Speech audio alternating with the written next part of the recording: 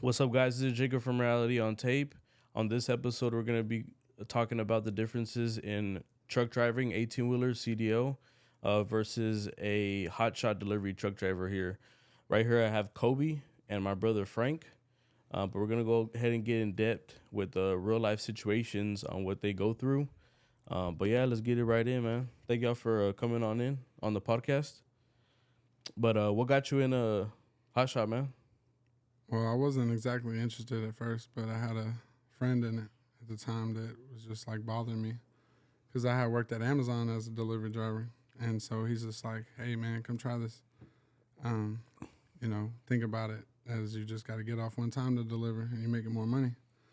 And well, I ended up letting go of Amazon because I got tired of their crap, basically. That's a big ass difference, huh? It's a big difference. I worked at Amazon too, bro. But That boy worked at Amazon too, man. It's that boy was stealing shit. I ain't gonna lie. I Amazon, put the package down. It's a facade, bro. Y'all, just like most corporate industries or jobs, you're just a robot. You're just a number, production. Yeah.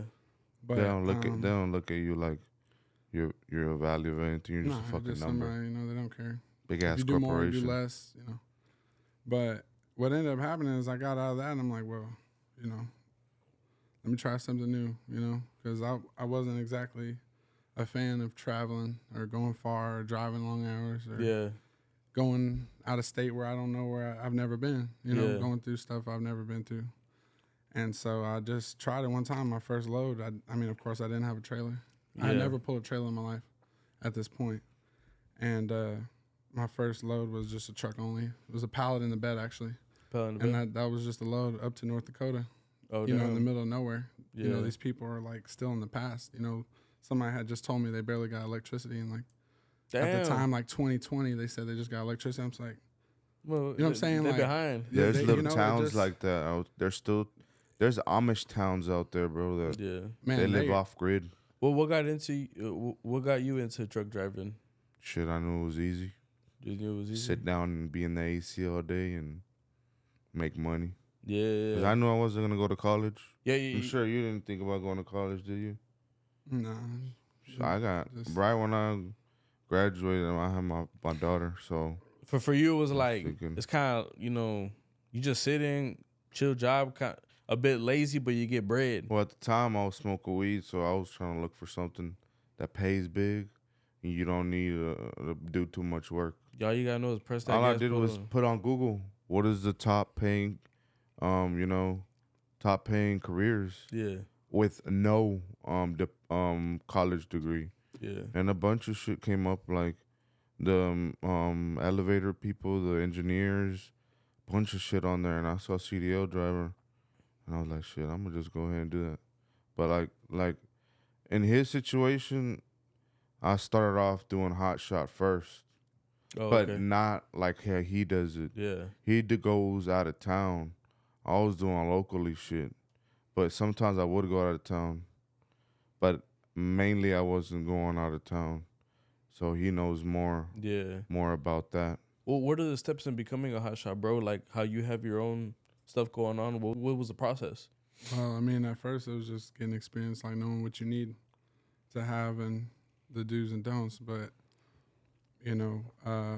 the most important is, being established, having enough money on the back end to really start it. Because the most expensive thing of starting a company or trucking really is insurance. That's everything's expensive. The trucks, the maintenance, the fuel, How much money does somebody have to go ahead and start?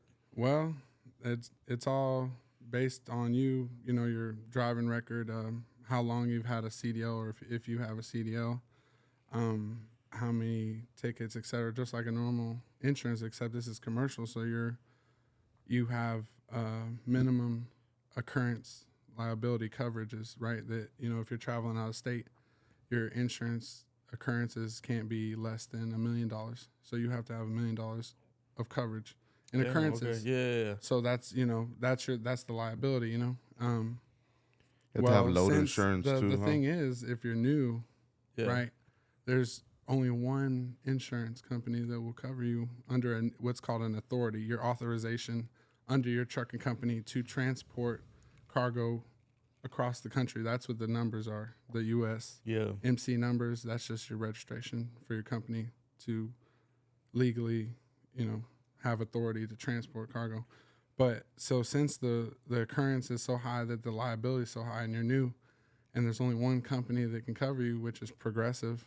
Progressive is the only one that will take a new authority, right?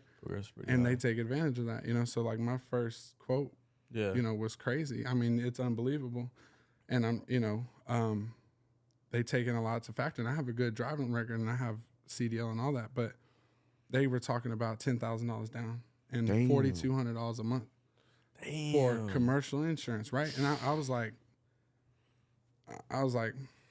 dude, that's crazy. I was like, bro, that's so much. I was trying to rework the numbers. I was trying to do everything I could to think about, hey, like maybe, because the reason it was so high is because my truck wasn't paid off. So now I'm like and this was liability that they were charging me for. That wasn't full coverage. That's not full coverage on the truck. That's coverage because you have to have $100,000 minimum of coverage on the cargo. Yeah. Cargo coverage basically. So, and I mean, I have had $100,000 on the trailer, a couple times here and there, not always.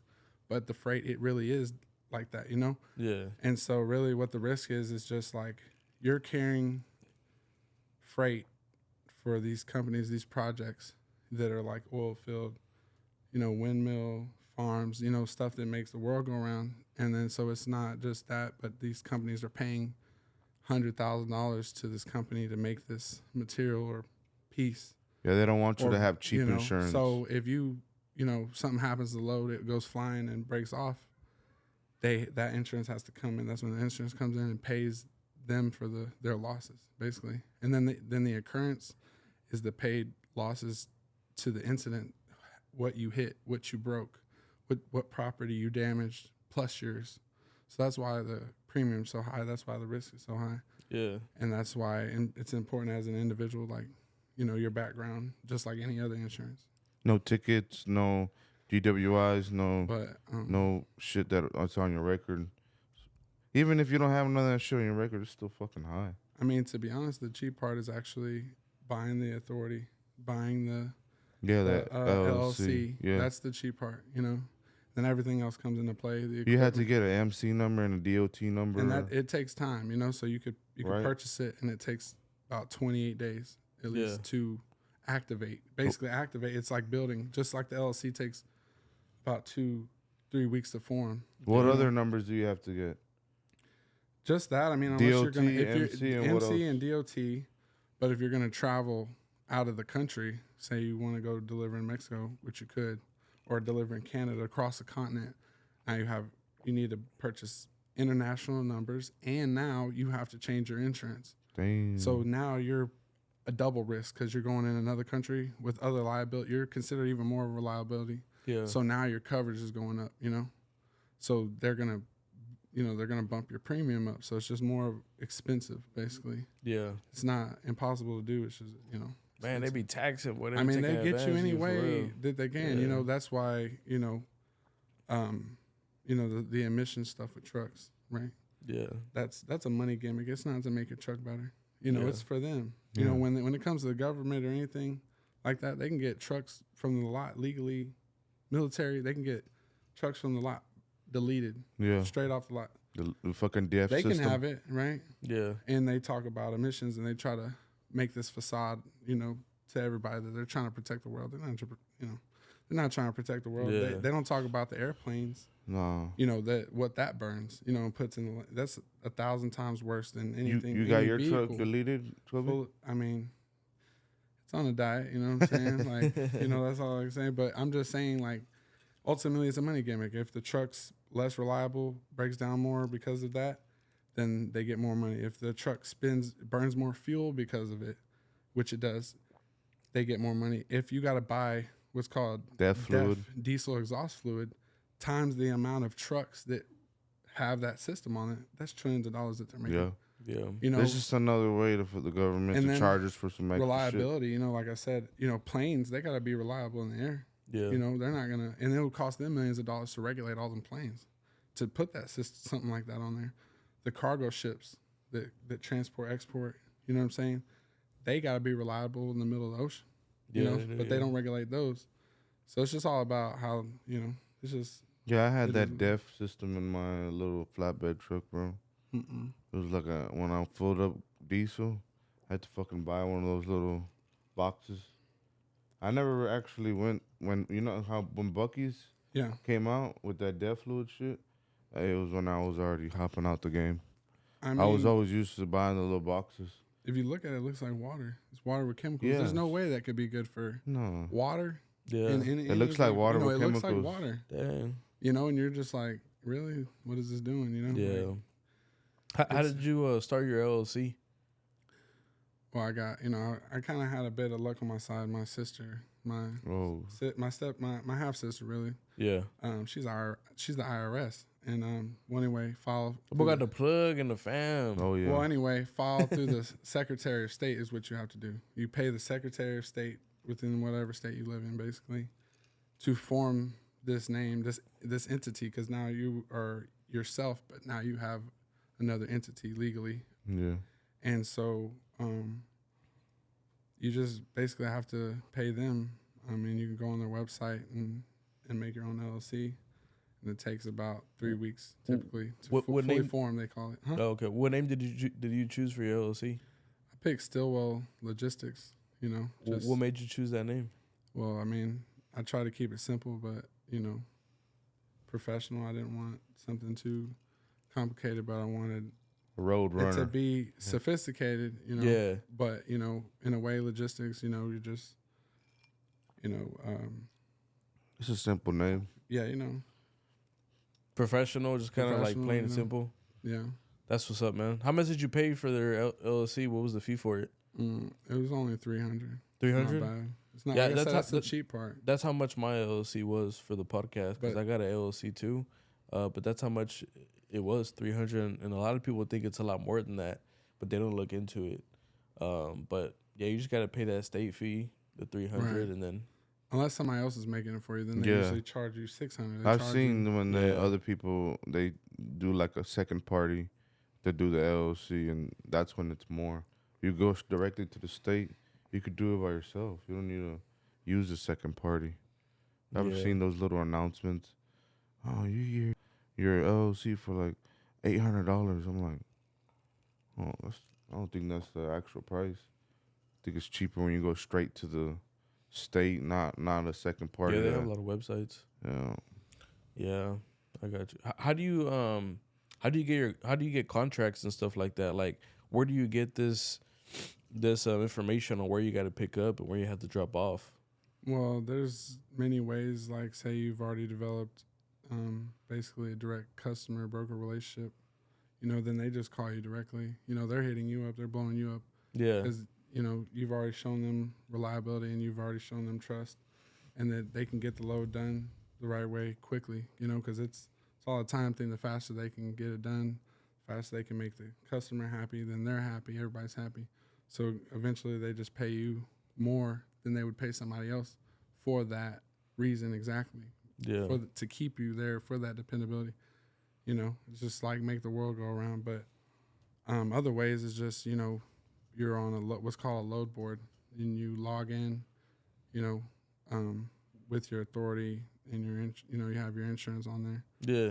And you basically you could search on there, right? You know, it's kind of like a search bar, and it's already other loads going here to there, telling you how far, the rate, the weight, all that stuff. It's kind of like the details, basically, of it. And it's kind of like when you watch a porn in category what you want, you know. Yeah, you can exactly. choose what you want. What looks good to you? What's like you want to see BBC? It's right there. Yeah.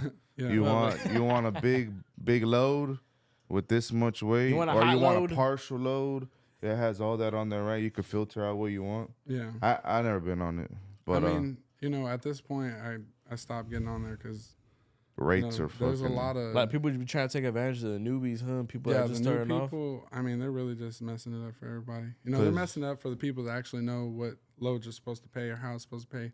Yeah, it's kind of like a ratio. You know, like how much weight, how far it's going, and you kind of get an idea of how to calculate how much fuel you're gonna spend. Like at that point, you probably be seeing listings to see if it's worth it, because you got to take into account the mileage that you're putting on your truck, how much closer you're getting to your maintenance, the miles you're putting on the tire. Just in general, is it worth your time? But these people are so desperate. These new they people, just grab they don't know anything. They're just so desperate, and all they see is the money. They don't think about anything else. And expenses. Yes, and so what ends up happening is they either break even or they go negative. So then you get the idea that there's no money in this. Yeah. But there's only no money in this because, or that rumor is getting around, is just because it comes down to who and what and not being desperate, because as an owner operator trucking company, you have that ability or option to refuse, or negotiate yourself. Like, hey, I'll do it for this much. Oh, well, I can't do that. Well, I'm sorry, I can't do it either. Yeah. And that, it just, what's worth it to you. But, when you get that knowledge to know what things are supposed to pay, then you know what not to accept easily. And these brokers just expect you to take it, and if you say no, they're basically booty hurt, They're we'll they find act somebody. worse than females, bro. Yeah, we'll find somebody that'll do it. Right. We'll go find that dumbass. Now you're gonna get this. You're not gonna get this dumbass. Like who can get fucked, who can get fucked over basically. Man, dude, that's crazy. Man, I feel like those people just straight take advantage of people, man. That's not cool. But at the end of the day, you know what I'm saying? Those people that are doing it, they're going to learn the hard way. They'll learn when they're driving back, like, damn, I'm breaking even on this thing. Like, now I know. And those brokers don't give a fuck. They're like car salesmen. They're trying to get their sale. They get it for this price, and they're trying to see how much they're going to pay the driver, and they pocket whatever they can. And they have minimal liability. They're just sitting at home, just living their life. You know what I'm saying? They're just chilling. And they don't have any risk, and they have minimal expenses. So they're making money. They make their money fucking on the computer and shit. Motherfucker got out here and get it and drive and shit. And they want to fucking... Well, when I was doing Hotshot, I worked for a company. I'm sure you've seen them out here in Houston. They got that Cheetah Hotshot service. Yeah. Victory Hotshot service. Yeah, I've seen that everywhere, bro. Yeah, but I worked for another one, which was... I woke up at 7 and she'll give me loads for the day. Because I'm local, That was when you had the Suzu one? Yeah, I had the little flatbed. I had a little 16-footer. But I can't compare nothing to what he's doing. It's Hotshot what I'm doing. But when I understood is Hotshot means it's a hot load. They need that shit right now. Yeah. Like. Definition of it. Yeah, that's the definition. Like, this needs it right now. So I guess in his case, too, like, hey, I need this in California tomorrow or some shit, or in 2 days. I need it now. It can't be like... I'm sure he's had scheduled drops, but from when I was doing it was like, I need it now, and there were hot loads. But since I'm local, it's literally, hey, pick this shit up now. I need it delivered in 30 minutes or an hour. So I fucking go on my little fucking flatbed truck and... Yeah. So you I got you. What kind of hot loads you talk about? Well, I mean, he just means like expedite, expedite. Like hot, like say something's late on delivery or production, someone's made hot loads have come, and say they're literally waiting on one thing, right? Oh man, where y'all going? That's what the fuck he just said. He said, "What kind of hot loads?" This dude kept saying hot loads. I'm like, man, I meant to say like hot, like and fast deliver that shit. Nah, but I literally have had hot loads, like shit of fabricating shit coming off. Fucking, I couldn't even put straps around it, bro. Had to put chains on it. No, yeah, I've hauled something like that. So it's literally hot, a hot load. Just came. I forgot what the fuck it was, but it came out of a machine, and that bitch was hot. And I was like, "Oh, we have a hot load." I said, "Okay." No, she's like, "Literally, it's hot. Don't put no strap on." I said, "Damn." Oh shit. They really mean that shit. Yeah, but I've only had that shit like twice. I've had something like that happen to me, and it actually caught the trailer on fire. Damn. What? Yeah, man. So it was called a delta ring, and it's formed of cement. It's It's circular, right? About 11 foot wide, 20,000 pounds. Damn. And it comes out. When you form cement, it's super hot. Like 3,000 degrees, and they were trying to rush it instead of it takes about a day to cool down, but they were trying to get it delivered a day before. Dang. But they didn't tell me nothing about it. You know what I'm saying? They just kind of left me in the dark. And when they put it on there, it's not like it's 100 degrees outside. So it's not really, can't see smoke coming off. You just know it's hot as hell outside. Hot as hell, yeah. And so you're thinking that it might be hot. But for the load, the way it was shaped and the weight, I automatically use chains automatically. So I threw chains over it, you know, not thinking nothing of it. And it takes a minute for them chains to just straight up heat up once you hook them to the binders. Well, anyway, I'm going down the road and these people passing me talking about smoking. I'm like, they were just letting you know on the street? Bro, I was on the freeway and it was probably like 20 minutes. Were you was at I-10? Man, I ain't gonna lie to you. I ain't gonna lie. That was bad, but it was the best thing that happened to me. I tell you what. So I was already hitting a lick on this load because it was delivered to what's called Optimus Steel plant in Beaumont, from Baytown to Beaumont. And so this is an emergency load, also local, with a lot of weight, paying some good, you know, buku money. You know, you wouldn't turn it down.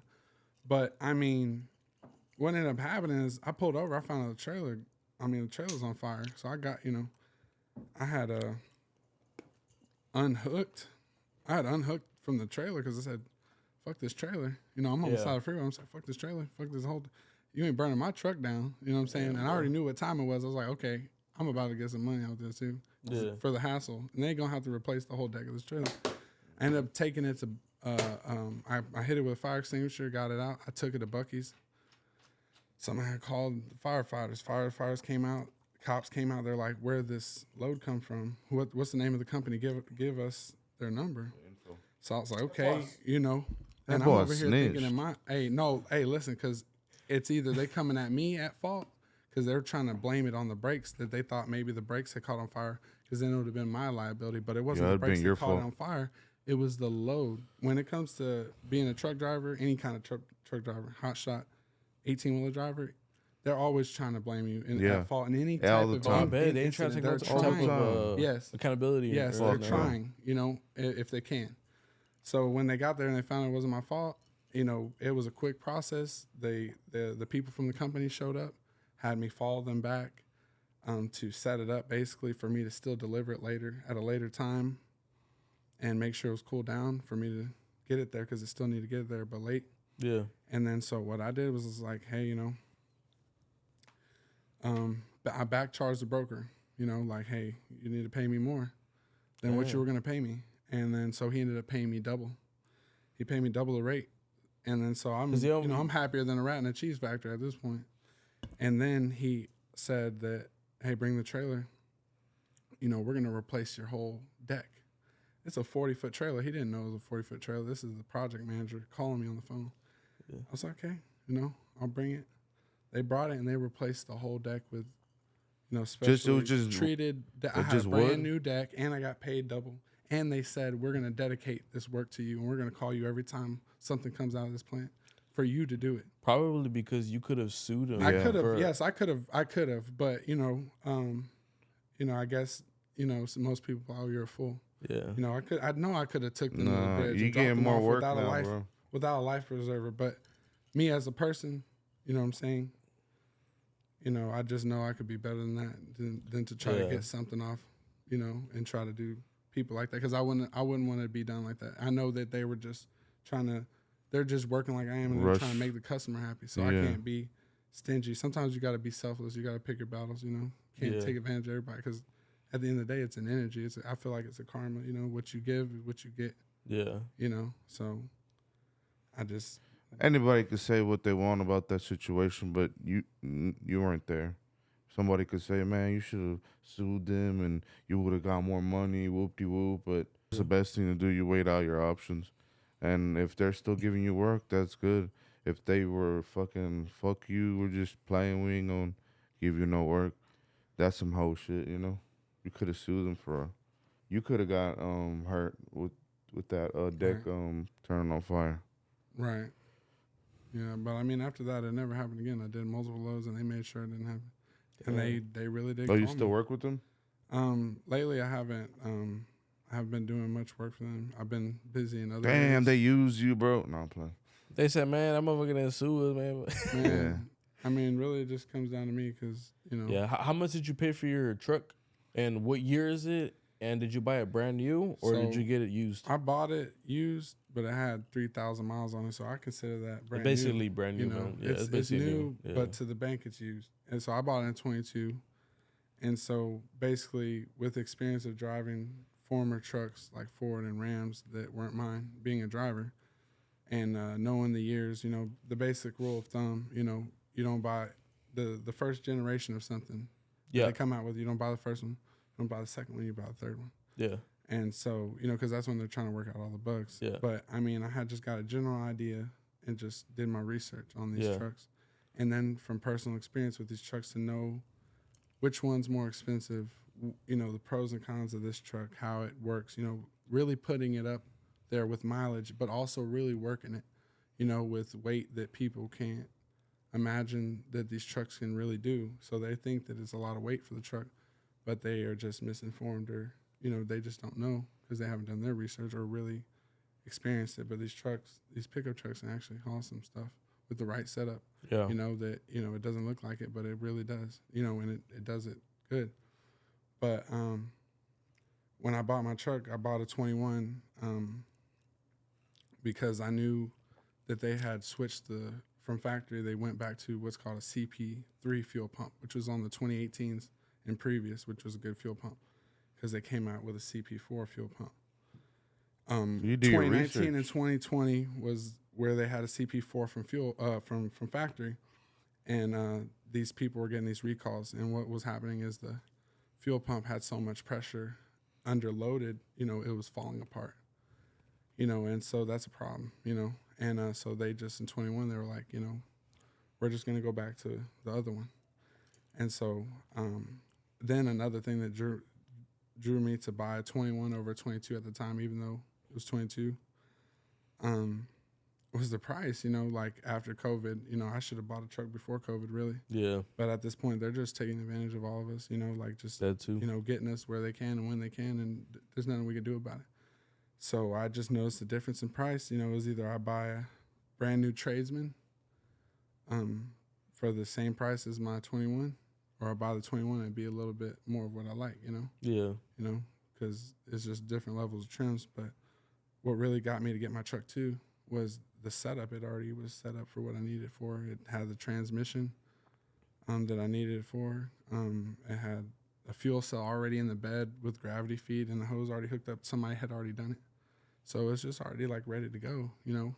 And yeah. But someone can start with a later model truck. I mean, too, right? Of course. So at the end of the day, you know, people talk about this truck, that truck, but at the end of the day, they're all going to break. But, you know, do you think it was a smart idea getting one from the year, or do you think maybe you could have got one later model and saved some more money, or does it all balance out? So the thing is, when it comes to this, you know, to each their own. Yes, you can get a later model truck, but now you're taking a risk on having more miles, and then you take a risk on taking somebody else's problem without knowing exactly what that problem is, because it's been used. You don't know how it's been treated. You don't know what somebody's done and haven't done for it. So it just comes down to you. And then another thing is, in this industry, you know, it comes down to self-representation. You know, and literally this is the way people think. Oh, he got a badass truck, or he got a newer truck. You know, and he got a badass setup. Oh, like I want him to haul my stuff. Literally, it comes down to something as petty as that, you know? Yeah. And so I just knew that I did want a newer truck as a representation of me, because I was going to spend the money. I knew I wanted what I wanted, and I know how to take care of the truck. I know how to I do all the maintenance on my truck by myself. I got all my tools. You know, so oil change, all that shit. I mean, I take care of it, you know. How much was the trailer that you have in the back? I bought the trailer used. I bought that trailer in 2022, and it's a 21. But it was a repo trailer, and I got it for a pretty good deal. It was like $18,000, and after taxes and stuff, it was like $24,000. Okay. Basically, with Hotshot, the rule is, like, in my mind, or what I've learned, is you'll have a 40-foot trailer first, and then you get a smaller trailer. But the thing is, like he said, it's hot loads, right?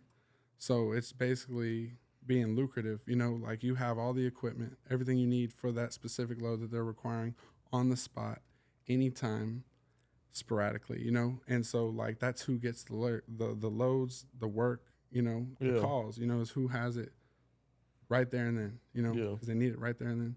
So that's what I did. I was like, I'm gonna buy this trailer, and then I'm gonna have all the equipment so that there's no way possible that I would not get the money. Because at the end of the day, it's about Benjamin Franklin. That's my best friend. Oh, for sure. You know what I'm saying? I speak money. Have they refused like a load? Because you're saying your trailer has something they require. What is what they require?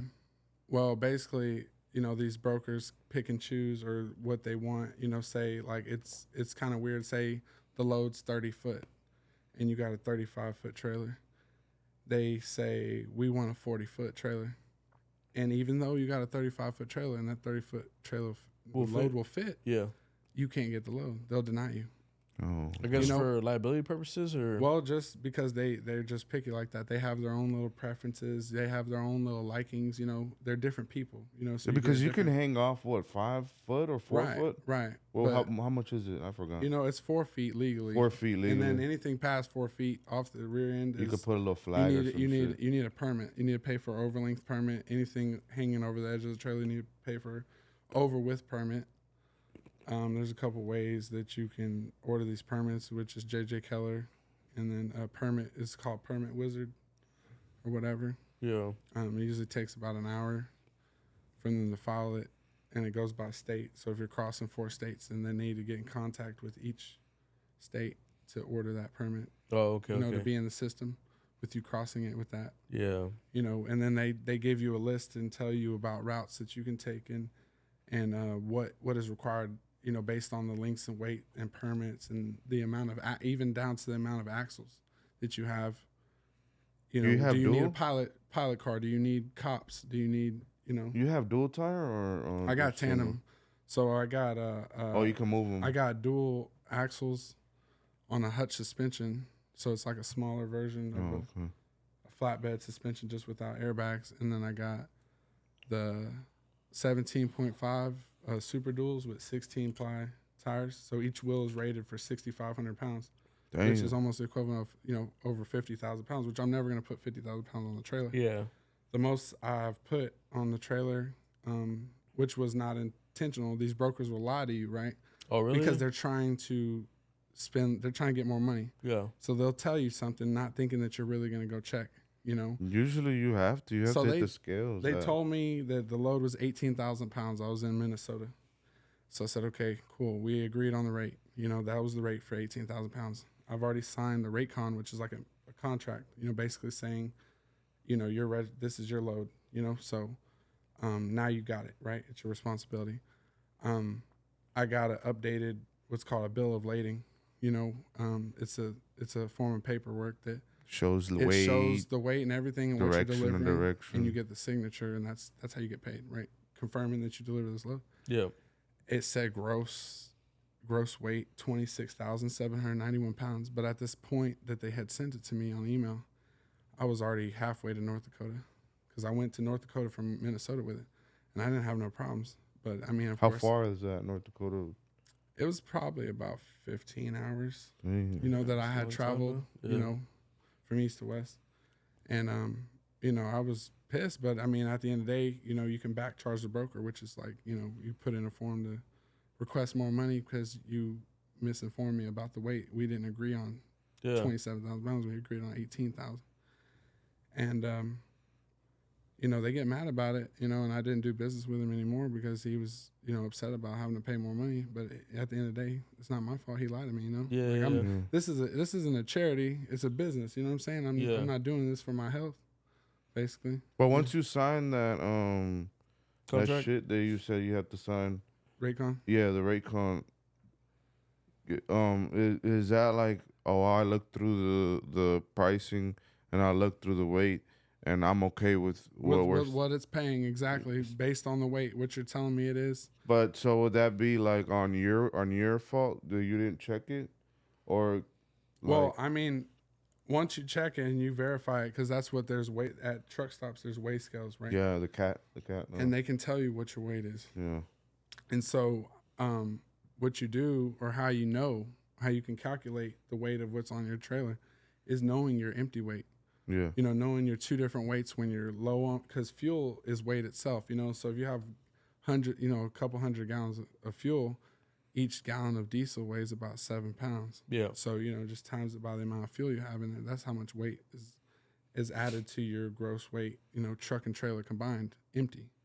And then so you just do just simple math and subtract your empty weight from the weight that you actually are.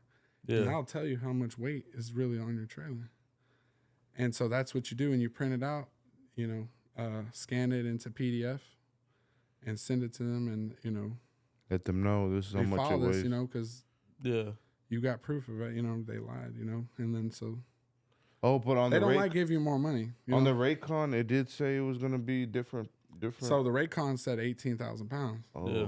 But the real weight of this load was 26,700. It's a big difference. So it's 10,000 pounds. But you figured that out by going to the scales. To the scale. Oh, okay. Yes. Okay, I'm tripping. I thought I heard you say that. But the reason I was curious was because you could tell, you know, when you put that, I mean, you can, but it's a pretty smooth. So it was a container. Oh. So you already know it's like containers are flat, so it's like a parachute, right? Mm-hmm. And it wasn't that bad of a load, you know. But I'm like, you know, this does feel, you know, knowing that containers are like 10,000 pounds empty. They said something's in it. And usually when they say something's in it and it weighs about this, I'm like, I don't know what's in there. And I want to know. At least I'm not going to look. I'm not going to look, but I'm going to see if they're telling the truth. Because this ain't just an empty container. They're telling me there's 8,000 pounds on there, making it 18,000 pounds. Yeah. So that's what made me check it. They're like, what's in there for 8,000 pounds? But believe it or not, you know, I couldn't tell a difference because my truck is actually rated to pull. There's two versions of my truck. There's a standard output with a different transmission that most people buy. They all look the same. The only way you can tell is by popping the hood.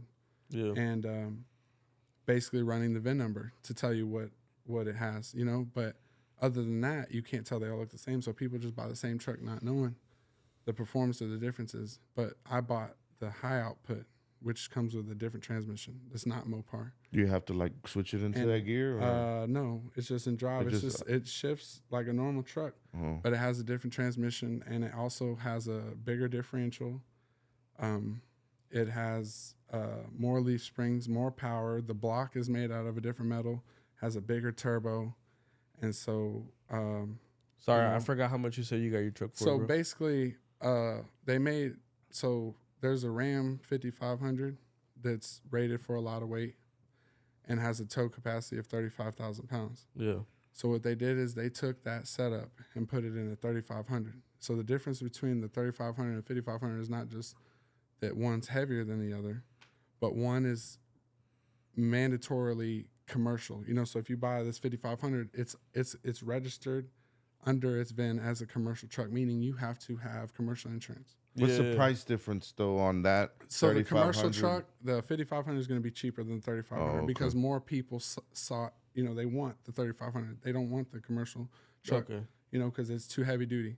But then they made this 3500 2,000 pounds lighter than the 5500 and turned the power up. And then they actually rated it to have a tow capacity of 2,000 pounds more than the 5500 because of the weight difference.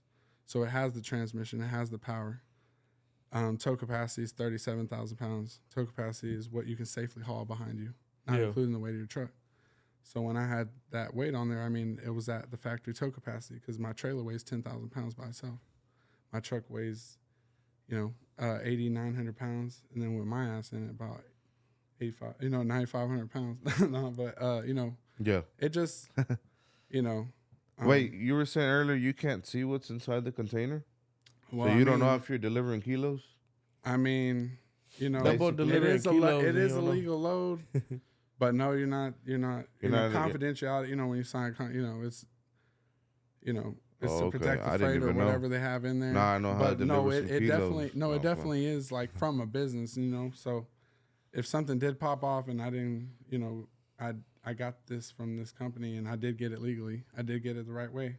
So I mean, I wasn't out there, I have the documentation showing that I got it the right way, you know. So it, you know, you did it legally. You know, I definitely did legally. You ever thought about getting into the 18-wheeler truck driving? And if you did, why didn't you go that route? So the 18-wheeler thing is the biggest misconception is because that I'm in a smaller truck hauling smaller weight that I get paid less.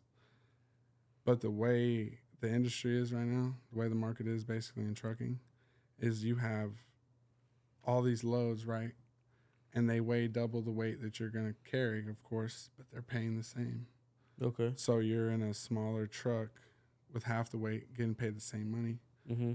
And the truck itself, of course, is cheaper with tires, cheaper with maintenance than an 18-wheeler. Yeah. So you just kind of weigh out. But at the end of the day, is there ways to make more money with an 18-wheeler? Yes, but in the right industry, you know. So you have hazmat. You know, if you got a hazmat and a tanker endorsement on your license, that's money all day, every day. You're hauling chemicals. And it's consistent because we're always going to need it, right? Yeah. Or if you are in the agricultural industry, right? Oil field. You know, anything hauling, you know, cows, it's going to pay money. It's an emergency load, and they're feeding the world. And then another thing that pays dumb money is that's hard to get into with an 18-wheeler is oversized loads with the right setup. Say like a 85-ton, you know, 85-ton RGN trailer with a quad axle setup.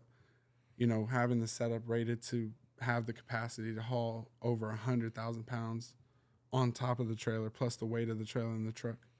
You know, and then it's not even that. That's expensive in itself, but the insurance is even more. Like I said, is the one. Yeah. That's where they're making money is off of everybody. Any kind of trucking, anything is that insurance. These truckers are paying $5,000 to $7,000 to $10,000 a month for coverage because these loads are worth millions of dollars and they weigh hundreds of thousands of pounds. You know, so that's where the money comes in. Yeah, but even then in that industry, it's about who you know, who you're connected to, because I've seen on that, like I said, the load board, there's a bunch of loads that would pay good for me if it was the weight that I wanted to haul, you know, or I can haul.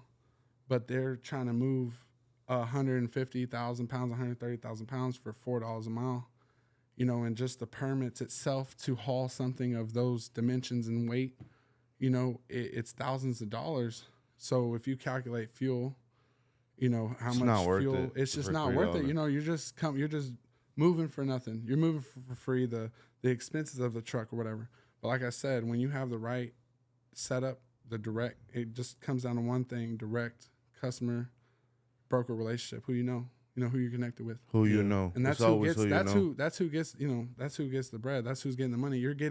There's loads, there's money in trucking, but it's not on the load board. Because the good loads, the really, really good loads, the money that never is seen is never, it's somebody else is getting it, but they're never advertising it on there because they already have somebody. Because if they're paying that much money, they rather somebody close that they know that's done that's work, gonna do it, and they're paying them, like I told you earlier, for the reliability, the trust that they're gonna get this load done the right way on time. Customer's gonna be happy, and they don't have to worry about their freight being damaged, and they've already been doing business with that company for 5, 10, 15 plus years. Because they're locked in. You know, we're family at this point. The loads on the load board, any retard could grab it, so they don't really care who's on there. Fucking some dumb dude fucking could go grab it. That's why it's on there. But in his situation, he has where he gets direct, you know, he doesn't go to load boards, which is better, in my opinion, because you already have a relationship with those people. They trust you, and they know you're going to deliver it on time, and you're responsible with the load. Yeah. So it comes down, I guess, who you know. Yeah. I never hopped in that industry, but I know there's always people. The only talk shit that I could talk about in my experience in Hotshot is the ups and downs. It's fucking busy sometimes, and then sometimes it's not busy, and in my case, I don't know about his case. Maybe he could speak on that more. Trailer and everything, and I don't know. I don't know how his. But in my experience, in the 3 years I was in it, for like 7 or 8 months out of the year, fall in shitload of loads, fucking dies down like close to winter. Mm-hmm. They gotta grab. It's a season. It's seasonal because projects are going off in the summer and spring. You know, like spring hits. So that happens to you too? So no, that is very true, because it is, you know, these businesses or, you know, companies that need this freight or are running these projects only run them seasonal on a time basis, basically. And so usually typically around springtime, you know, is when it starts to go off. You know, like, you know, winter, it's slow, kind of slow. Spring, it starts speeding up. Summer is booming, booming. Everything's popping. You know what I'm saying? I remember. Fall comes down. It's still a little busy, and it slows down again. Yeah, it's kind of like a little break. Also, it has to do with the type of freight that you're hauling, or you know, for example, like he said, he was in car hauling. You know, that runs all the time. You know, every industry has its ups and downs. You know, you just got to take the good with the bad, and then ultimately, like I said, it comes down to who you know and what you know, whether you stay busy or not. There's some companies that don't get work when some other companies do at the same time. Yeah. You know, I know it's kind of risky, or it sounds sketch, because you're on an on-call basis. You know, you don't know what's going to come or whatever. I feel like people feel like it's more safer. They hop out of the being the owner operator authority, and they go and hop into a company because they know they're gonna make this amount of money each week, and they're set to guaranteed to make that consistent every week. Money, right? Consistent money, exactly. But they get scared, like when I guess it's how responsible you are on saving money. So when it does get slow, you won't be like, oh, tripping and shit, you know? Mm-hmm. That's how a lot of people think. Well, that's how I thought, to be honest. Because when it was getting slow, I was like, fuck, man, I'm just going to go get a CDL and go work for a company, because I wasn't doing real good with money. So fucking grabbing from the savings, fucking that shit died off. I got tired of grabbing from the savings. Like I said, for 3 years I was in that. When it died off, I had to grab from the savings. It was just like fucking working badass a bunch of months, and then those months that I wasn't working, had to grab some savings. So kind of went to more a secure thing. But again, I know if I was more responsible with my money, I'd have been able to just, you know, pass through the little slow months. But I guess it comes down to just people, like you said, your truck already had the setup. That means somebody tried to do it, and you just picked up where they left off at, right? Right. They just got out early. That's what it seemed like to me. I was like, they only had 3,000 miles. Right. I was like, it's not a bad truck. Somebody already set it up. But then they just got out early because they couldn't get off the ground. Yeah. Or they were like, they saw where they were going to go with what they knew, and they just called it early before they got too deep. They probably got on that low board. But me, I had already had it in, you know, because at this point that I, you know, made this decision or this change to take this leap and risk, you know, I had already created basically a name for myself as a driver. You know, I was known, and I was at the point where I was working for the truck company I was working for. Yeah, but I had other companies that had already been saying, hey, you know, when I was an owner operator or whatever, hey, come do, you know, you're really good at what you do. We want you over here. We'll do this and we'll do that. I was like, well, you know, I don't want to be a driver.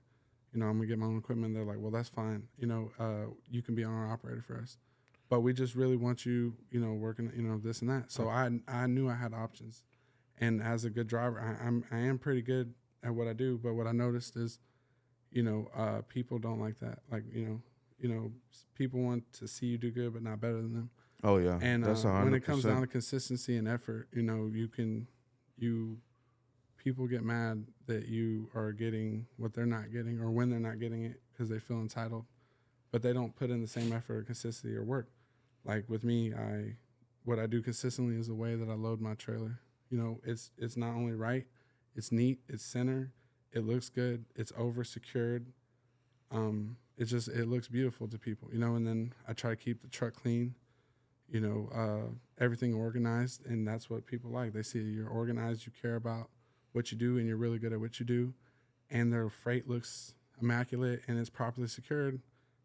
You know, it's just, you know, and I think that's with anything you do. You just do it to the best of your ability every single time over and over. And then that you do it good because you care, and your hard work pays off. Yeah. You know? I like what you said earlier about the you know, the representation of having a newer truck and a newer trailer. I was thinking in a sense of people that are on a budget, you know, should they buy a new trailer or they're not. But now that you're explaining, if I had a company, I'd want a newer vehicle and a newer trailer hauling my shit. I don't want no ugly ass truck pulling up. Fucking, oh, that's that company's load hauling that shit, you know? You know, what I learned is that, you know, everybody talks about this truck, that truck. You know, they have like this egotistical, who got to have the baddest truck, or what brand's better and what truck performance. The fact is that all the trucks will perform it, right? They're gonna do the job, but that's not the problem. The problem is, will that truck do the job consistently, long over the road? Like I said, I'm going across the country in hills. You know, what type of stress, how much weight I'm putting behind that truck. How's the diff handling it? How's this handling it? You know what I'm saying? A lot comes down to design and expenses. You know, Ford being the number one most expensive truck to maintenance because of the design, and they really think that truck's like a Ferrari. It is a good truck. Just say fuck Ford, bro. You know, fuck Ford. I can't say that. I have nothing against Ford, but I am a Ram guy, number one. Like, just from my experience and the how easy it is to work on, and I don't have to really work on it regularly. I just do basic maintenance, and it, you know, the design, the perks of having that truck that the other trucks don't come with for what I do, basically. But at the end of the day, all the trucks would be a good truck if you take care of it. You know what I'm saying? So before you got that, when you weren't an from you already had experience driving Rams and Fords, and nothing else? Like one Chevy. So from my experience, so I came from, as a driver, working from a company where he was more concerned about the money, but not to the point to where he's concerned about his own trucks or drivers. So it got to a point where, you know, we'll fix it when you get back. Oh, this is wrong. Oh, we'll fix it. So he's like beating these trucks up and not just pulling a lot of weight for the truck, but he's mal-maintaining these trucks. And so I'm getting to the point, and then he's also not having trailer brakes. Damn. So I'm over here operating these trucks. You know, it's either illegally. Do you want the money? Yes, illegally. Do you want the money, or is somebody else going to get it? You know, so I was like, well, at that point, I knew what I was capable of, and I knew what, you know what I'm saying, I'm pretty good at what I do, but I got to see what trucks were always there, reliable, like putting miles and miles, and I'm talking about 10,000 to 12,000 miles a month on these trucks, you know, 140,000 miles a year. You know, most people that talk about trucks or their experiences is from, you know, 60 to 100 miles hauling horses or something, and then they base the trucks like that. But the thing is, any vehicle, any truck, just because it's brand new, whether it's a Chevy or Ford or a Ram, doesn't mean something can't happen because it's brand new, because there's lemon law. You know, things ain't man-made, ain't perfect. You know, there's flaws. So you could get a good truck, you get a bad truck, you know? But ultimately, once you have a good truck, every truck can be a good truck. You just got to do the basic maintenance. You got to know what to do, how to take care of it. And I picked the Ram because the motor is the easiest, like the most simplified. There's more space. The motor tends to actually last the longest, double the life of the other two motors over a long period of time if you do the basic maintenance. And, you know, it just comes, you know, at the end of the day, buy whatever truck you want. Yeah. You know, because it's what you like. Because at the end of the day, you're going to be in that. You're going to be in it. And do you have a personal truck? No, not yet. I actually want a car. But I was thinking more like a motorcycle lately. Oh, okay. Maybe I don't know it's a good idea. You know what I'm saying? To get a motorcycle, because I already know what I'm going to do on that motor. Driving fast. I'm a big motor. So if I hit the ground, I'm gone. You know what I'm saying? A ninja bike or a chopper? I really, you know, I want a ninja bike, but I'm at the point where I really want. We're too big for that. A Harley. You know what I'm saying? Yeah, a Harley look badass. But I want something like Grease vibes. You know what I'm saying? I want to have a reason to. Little Harley. Maybe wear some leather. You know what I'm saying? Maybe, you know what I'm saying? You know, be a little extra with it. If I seen Drewski do a video. You know? I'm old schools when they clean the car. I imagine that will put up at the gas station. with loud music. And then he was like pointing or something like that. He was like, yeah. We're more Chevy, GMC. So don't get me wrong, I have nothing against GMC, Chevy. Like, actually I was thinking about buying a Cadillac. But not a GMC truck. So this is the fact of the matter is, so this is why I didn't buy a GMC, because I bought my truck from Beck & Massey. And the thing that stopped me from buying one, there was two things. One, the price tag. They were talking about over $100K, for this truck. You know what I'm saying? And I'm like, there's no way I'm paying over $100K for a Duramax. Yeah, they're expensive. They're smoking crack. I'm sorry, because the fact, I just. Really, to be honest, the only thing a GMC dually or any diesel GMC Chevy has is the transmission.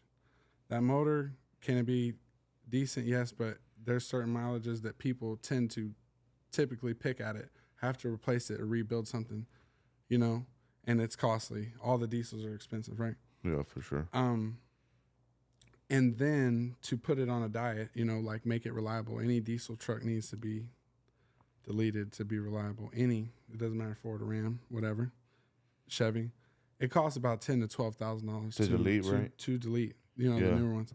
And he doesn't know what that is. It's like the system, the cleaning system. Basically, an emission system. It suffocates. It's killing the motor. Okay. People think it's good. Helps it breathe better, basically? It doesn't. It's meant for that. That's what they advertise. They want to make it like it's a cleaner environment, pollution, regulation. They advertise it as it's cleaner. But no, it's really there to fuck you. Yeah, that's what we were talking about earlier about the death. Yeah. Imagine you're a person, right? And you're breathing through your mouth and your nose. Now you're breathing through a straw. Yeah. You don't got your mouth or anything else. The motor's being suffocated. Because it goes through that little filtration system, and then, because you know how some trucks, they have all that black smoke shit? Yeah. Supposedly that shit cleans it or whatever, and it's better for the environment. Yeah, it's BS, huh? Yeah, but there's fucking just another way to fuck us. It's not like they're going to stop making cigarettes or some shit, which is actually bad smoke for the lungs. They won't stop selling that, but they'll fucking put some shit on our trucks to try to fuck us and charge us for more shit, like death. The fuck is that shit? That's an extra expense that they came up with. A lot of trucks, they're regulatorily making them to have that fucking emission system shit. Yeah. It's all fucking bullshit. If you notice, owner operators have older rigs. They have what's called pre-emissions. So it never came with a DEF system. It never came with emission systems. And you're wondering, and some people would look at it as like what we were talking about, representation on a newer truck. They're looking at this old truck like, some people would be like, oh, he's not making no money because he can't afford a new truck. No, he's making money because he has a good truck. He has a reliable truck. He has something that never had that stuff on it in the first place. Yeah. And there's another thing, when you're CDL, if you're moving loads, regardless if you're CDL, non-CDL, you have to operate on a log. Oh, log books. And it's also based on the year of your truck. So anything before 2006, those pre-emissions does not require you to have an a electronic ELD. You have a logbook. Yeah. And now there's people out there that, the benefit of a paper logbook, you can lie on it.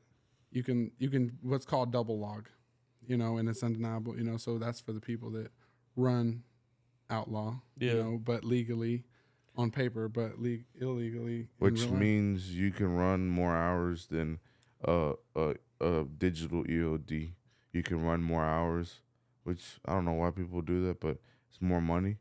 But it'd be safer. That's why they made the digital. I mean, it does fuck you. It does fuck you, but I mean, I guess they make it safer because a lot of people were sleep driving from overworking, and they kept fucking killing people and crashing. So, I mean, I don't care. I've never done paper logs, but I see why some people would still do paper logs because you can lie on there and say, I was driving this much time. Because I think legally you're only able to drive 12 hours a day or 11 hours. 11 hours and a day. And then you have to shut down for 10. Yeah, you have to shut down for 10. And you have to take like a 30-minute or an hour break during the day. Like you have to put it on the little screen. But when you're doing paper logs, you could be like, yeah, I only drove this much hours. Yeah, I took my 30-minute break. Yeah, you know, you could put some bullshit on there. But with digital, you have to fucking, that motherfucker announces you, hey, you have this much hours left till you gotta take a break. If not, you're like in violation or some shit. And I think a week you can only drive, forgot how many hours. I haven't. 70. 70. And you have to take a 36-hour break. Reset. A reset. They call it a reset. Yeah. Y'all ever had experience where I gotta take a shit while y'all driving? Yeah. Fucking. Man, you're just going to the truck stop, man. I mean, you try to time it out, you try to plan it out. I don't know if it's, you can't get to it every day, but, you find somewhere. Man, dude, I had to take a shit on the side of the road the other day, man. Dude, this dude fucking stepped on his own shit. Oh, hell no. Bro, it was an accident, though. Oh, no. I'm going to tell you my experience, big dog. Bro, this dude. I was in my girl's house. I ate before that, something really spicy or whatever. I wasn't tripping. So I ended up leaving, and then I thought I was going to make it home. Dude, I was like 3 minutes away from here, bro. I couldn't make it, dude. I just went to the side of the feeder, squat down, took a shit, and I was barefooted, man. Oh, no, man. I thought you had shoes on, bro. Nah. Oh, man, And bro. then while I was taking the shit, there was ants biting me. And on top of that, when the ants bit me, I got shocked because it hurt. And then I slipped on my shit, bro. Yeah. Imagine slipping on your own shit. Bro, what is it a coincidence? You stepped on shit and got bit? Bro, stepped on your own shit and fucking... That was messed up. That's like you're getting bit. I think the ants were mad at you for shit and then they got to smell it. Yeah. You know what I'm saying? Like, what did you just lay by our house? Like, you just stunk up our own house. Fucking laid a shit on my house. You feel me? Like, we're coming. Yeah. We don't get you. No, and they bite right away. This you is see all personal. these shits right here, bro? Those are fucking ant bites. This is personal. Right when they get on you, they bite. Right away, they fucking... I think they kill themselves because they fucking curl up and just fucking bite you. They sense your skin and they just straight up. They fucking... That thing fucking... was bad, bro. And then later on, you have the little fucking I'm sure y'all probably shit. take pisses in water bottles, though, right? I do. You put it inside the water bottle hole. That's how small I have it a is? Gatorade. I have a Gatorade. So You just fit on the Gatorade one? Yeah, that thing's still small, bro. I can't use the water bottle. I have to use the Gatorade with the big mouth or some big ass dick could fit in there. He always got to talk about dick. You notice that? Kobe gotta pinch his shit like when you put the water hose and you fucking want to shoot harder. That's how Kobe pees in a little cup. Oh boy. I'm dead, bro. Yeah. Hey, bro. Hey, what's your experience with lot lizards, man? I mean, you see them, but I ignore them like homeless people. Oh yeah, it's too long. Yeah, At least they hustling, big dog. I'm definitely not lying. I ain't paying for something I get for free. I'll tell you that, and that's dirty. That's nasty. I don't know what they got. That's my biggest fear is like you don't know what you getting into. Yeah, and it's safer to not get into what you don't know about rather than get into it and find out what you didn't know about. So I ain't getting into it. And then secondly, it just that's not me as a person. I ain't never been desperate. Man, I'd rather jack off, bro. First of all, I ain't wasting my money. Like I'm. Yeah, you gonna waste your whole load money that you just got, bro. I mean, not necessarily waste all. It's just like I got better things to spend money on. How much they charge? I wouldn't know. I don't get to that point. I wanted to say, they charge this way. I guess it's on a whole basis. How you know? Based on what the bitch thinks she's. She's worth. What she thinks is worth. Yeah. But I don't care. I ain't paying that shit. Yeah. I wouldn't even do it. You know what I'm saying? Yeah. I don't need it. Nah, yeah, for sure. They knocked at my door one time. I was at a truck stop out there in Atlanta, but I was on the top bunk. I was when I was training. I told you, that was while I was training. But my trainer had already warned me, like, they're probably gonna come knock on our door and shit, cause he experienced it. He was almost gonna get fucking shot too, because they go to your window, they knock on your window and see if you need the service. They usually go on the weekend while you're taking your 36 or whatever, your break. And you could be there eating food or some shit. And you check to see who's knocking. And the pimp is waiting for her to get service. And I guess he said no or whatever. That boy knows. I feel like, no. That's what he was telling me. He's like, I almost got shot the other time, man. I didn't want to pay. I'm like, what do you mean you didn't want to pay? You got the service and didn't want to pay? Like, no, I didn't want no service. And they were like trying to see like make me pay and shit. I'm like, sounds fishy, bro. Look like you got the service, No but you more don't want to pay. capping. Yeah, I don't get mad know. for? I don't know. The only reason He they're lying mad, on they didn't get their money. Yeah, that's what I'm saying. I mean, most likely, I don't know. Yeah, but He ain't gonna admit that. But he warned me. He's like, hey, if someone comes knocking and shit, don't answer them. But when I was sleeping, I did hear someone knocking, and I was like, fuck, I'm gonna go open it and fuck her real quick. Not playing. I was like, damn. I remember in the morning I had told him like, yo, they came and knocked. He's like, yeah, it was them. I heard it too. I was like, yeah, fuck that. Let's not try to come to this truck stop no more. He's like, yeah, this is the last time I'm coming here. It was a Love's. Mm-hmm. Where do you usually park at when you? I prefer Pilot. Pilot. I know, cause really, if do you have take fuel a shower, points there? yes. Oh, okay, that's why. But it's the showers for me. You know, I like to have a hot shower. I like to melt. Basically, they want to take a shower. You know, and then they're more clean. Like Pilot takes care of their restrooms. They're more cleanly, and then their showers are hot. You know, you get a lot of hot water. You know, it's just nicer basically. Versus Love's, they're you take your own towel or use their towels? I take my own towel. I got my own body I use wash, that dirty ass towel they use. Do you usually sleep in the back of your truck though? I sleep in my seat. Oh, okay. Because my seat actually leans back at a certain angle to where it cradles you back and lays back flat so comfortably. But the other way I used to do it is actually there's beds that you can buy that fit on the floorboard of the back seat. You just fold the seats up, and it's a real bed, and you can lay on it and go to sleep. You know, but then you don't have your back seat, you know. So I don't mind my front seat, but then sometimes here and there I get hotels, you know. Yeah. What about when you go with your girl, you get a hotel? Oh, definitely. No, I ain't gonna have her sleep in the truck. I'm just gonna, you know, but if it's just me, I don't mind sleeping in the truck, you know, for my own comfort because I can do that, you know. Do you have to find a certain hotel that lets you pull up with a trailer and truck or? You're kind of hit and miss, you know. You can call them and ask them. Or just pull up yourself, or you had seen it in person to be like, okay, I can make that work, or there's already trucks, or somewhere I can park this truck and trailer to make, you know, to walk over there or something. Yeah. But generally, what I like to do is check reviews based on hotels that I'm trying to go at, or based on the amount that I'm spending. You know, on average, anywhere from $80 to $100 something a night. You know, but if I'm spending that much money, I want to know that I'm going somewhere that it's worth it, you know. But how much you usually pay a night? On average, $100, you know, for a decent hotel, you know. Yeah.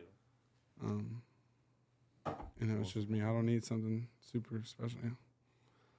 But I need it to be, you know, clean at least. You know what I'm saying? Like I don't want no dirty, you know, ghetto stuff kind of. You don't want no them ones that you paid just to fuck for a night? Nah, hell no. Hell no. What's wrong with those, bro? Hey, how crazy do you think it is, you know, knowing that we went to the same school as well, but it's pretty crazy how high school doesn't teach you anything about, like, different type of careers that you could do, right? Like truck driving or, you know, things like that. They don't give that information. I feel like a lot of people have an expectation of what people should do, like what they shouldn't do, like how they should live their life. And so they don't inform you of other things or tell you other ways because they have you on basically like a schedule of your life or how things are supposed to be. You know, you go to school, get your diploma, go to college, and basically they don't teach you how to be a boss. They teach you how to be an employee. They don't teach you how to run your life. They teach you how somebody else can run your life, which is not, I'm not saying that in that sense or like that, you know, somebody can't be successful or isn't successful or stupid for going to college or doing anything of that nature. You know, I feel like everybody has their own life and you live it how you want to live it to the best of your ability. And you don't let anything or anybody influence what you want in your life, including family and friends, because you understand that most people don't have their best interest in it for you. They have their best interest in what they're saying for them, you know. And then a lot of family, if you notice, or friends, they don't want you to be ahead of them. They want you to be below them. They want to one up you. So they're not going to give you the best advice to help you succeed. So you got to be able to separate yourself from that and understand that you need to be your own leader. You don't need to follow anybody. You need to follow your own instinct. You don't need anybody's advice or opinion other than yours. And then once you know what you're capable of, who you are, and what you're good at, and what you want, there's nothing that nobody can say, do, or take from you. They can say whatever. They can spread this facade about you, but at the end of the day, it's nothing. You're still going forward. You still know what you want, and you ain't gonna let anything or anybody stop you. And I feel a lot of people let people get in their head and intimidate them, because their fear is to stay in a comfort zone, in a bubble. What people are used to being comfortable. Why, if I'm comfortable, why do I need to come out of this comfort zone? Yeah. Why do I need to push more? Why do I need to do more? And then their fear is stopping them because they're like, what's on the other side? You're never going to know what's on the other side if you never try. And if you never, even if you failed, you could try again. As babies, as kids, being born, you don't start walking right away, but you start to move baby steps, and then you're trying to walk, you're falling, trying to walk, you're falling like 100 times, and eventually you learn how to walk. You learn how to stand, you learn how to run, you learn how to jump. But if you never kept trying over and over every time you hit the ground, you would have never been able to walk. You never developed or got stronger. Oh, that boy Cody, Kobe motivation over here. I mean, I try to be a motivational speaker type. Yeah. I try a little bit. But usually the people that are talking shit and telling you some shit, they don't even know what, like, they've never been through it. They're thinking like you're saying, the scaredness. Bro. Like, be careful, bro. Don't do that. I heard my homeboy did this and that. Whoa, that's your homeboy. That ain't me. What the fuck? It has nothing to do with me. Never go based on anybody else's experience. I don't give a fuck what they say. Because what's destined for you doesn't mean it's, what was destined for them doesn't mean it's destined for you, or that's going to happen. Or, people like to say a little bit of what they've done, but they don't take accountability for their own actions on why they're where they're at. They want to look for other people or other things to blame, to make excuses to validate their actions, which is cool now because that's them, right? Yeah. But the main thing is just, you don't refuse failure. You don't accept defeat. You know what I'm saying? Mentally, keep you're going. You're not going to let nothing stop you. Something's hitting you. It's not about how hard you get hit. It's about how many times you can get hit and keep going. And that's what defines you, your character. You know what I'm saying? And so if you just keep going and have that drive and that manifestation, because people believe that manifestation is sitting there and it's going to magically come to me. No, you got to put that work in.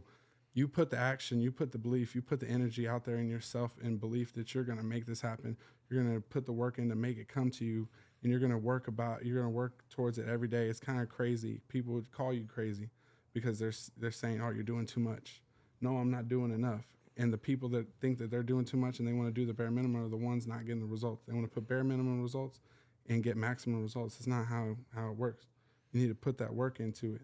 You know what I'm saying? If people got to struggle or do anything extra or anything more than what they want to do, then fuck it. We're not, just fuck it. I'm going to do, they quit. Or they never see something through. They never go through with it because it gets hard. They want it to be easy. Nothing worth doing is easy. What unlocked this mindset of you? Because I'm not trying to talk shit about you or like trying to say, but I remember you were at Sonic for a good while. And I was only there for a year, bro. I couldn't take it no more. What unlocked it? We talked about fear. What unlocked it really for me is really just. How long were you at Sonic? Getting in survival mode. I was at Sonic, through high school, and then after, once I got in my senior year, I went to Buc-ee's. Oh yeah, I remember. Changed up, right? But that's not even when things started changing for me. What things changed for me is all my life I've had family, but they're family by title, not family. So if I ever was homeless, I don't got nowhere to go. And then my dad, he's there, but for the look. Basically like I'm your dad, but I remember you told me about your dad, with limitations. Bro. You know what I'm saying? Like, or just to a certain extent, I'm your father. I remember you told me, bro. But my mom was like ride or die, like. Loved me unconditionally and believed in me and really supported me through thick and thin and just saw things that I didn't see in myself, and I was living in that comfortable mindset, because I had something to fall back on, a reliability or a comfort zone, I guess, then one day she got sick and she was in the hospital for about 3 months, and then she ended up dying. Yeah, she passed away. I remember you told me. And so once I realized, once I realized it's just me, it's either I make it or I don't. It's either I got it or I don't, and I got to get it. And what am I gonna decide? You know what I'm saying? It's just like,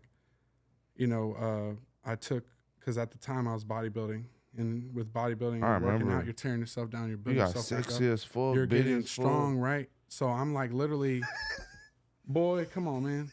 Come on, man. Remember, bro, Hold on. Oh, you sound like Joe right now.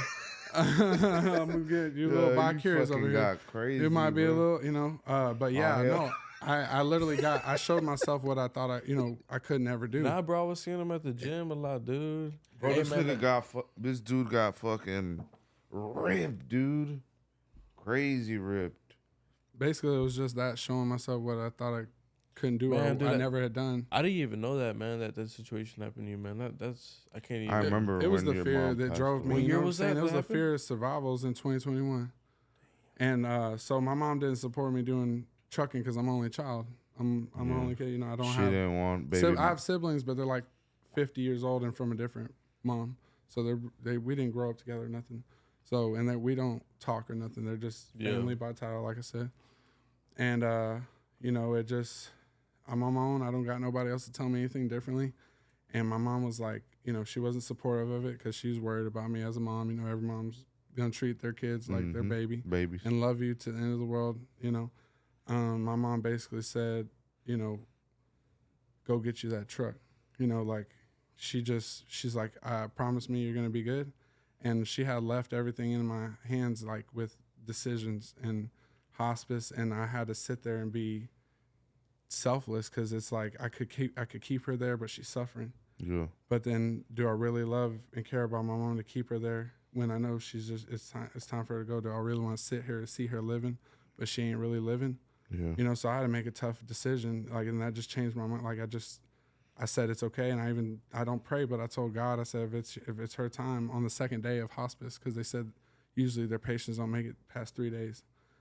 They take her off all the machines and medication and whatever, and after 3 days, if they live, then we'll come back or whatever. And on the second day, she was asleep with her eyes open. Damn. And they said they thought she was transferring. Well, long story short, I just prayed that night. I said, look, God, before I went to sleep, I was like, if it's her time, it's okay. You could take her. I just don't want to see her hurt no more. And I went to sleep. I woke up to a phone call that said my mom had expired 5 minutes ago. Damn. So I went up there and just looked at her because nobody else showed up. You don't have siblings? Then my aunt, no. You don't have brothers or sisters? They're from a different mom. But with your, you don't have... No, I'm an only child. Oh, okay. So I was the only kid. But I just went up there, and she had told me like a week before that she was going to die, and the doctor's like, no, she's not going to die. And my mom's like, yes, you need to accept it. She knew. She was okay with it. She was ready, and I was tripping. I felt like I did more crying and upset. I ain't gonna lie. I broke.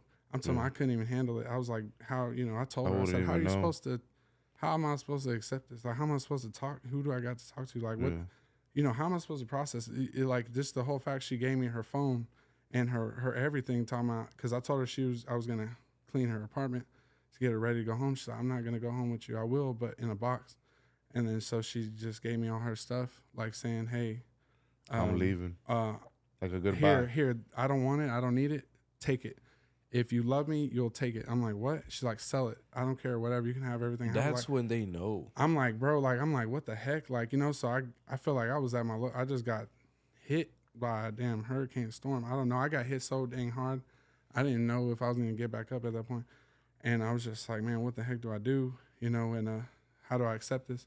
So anyway, a couple of days before she ended up dying, she's like, go get you that truck. So I took it as one of those last minute. Like I just promised her. I said I will. I just so when she did go, it's like I ain't gonna let her down. I'm gonna make her happy. Like I'm gonna make her proud. Like, I mean, this is ultimately what I wanted for myself. Yeah. But now it's like she's supporting it. Now that she was supporting it, and because she wasn't supportive of it because she was worried. But after that, it was like a fuel in the fire, and I was just like, and then I went through my biggest fear in my life. That was my biggest fear, was losing my mom. Yeah. I felt like I was fearless. Like I didn't care.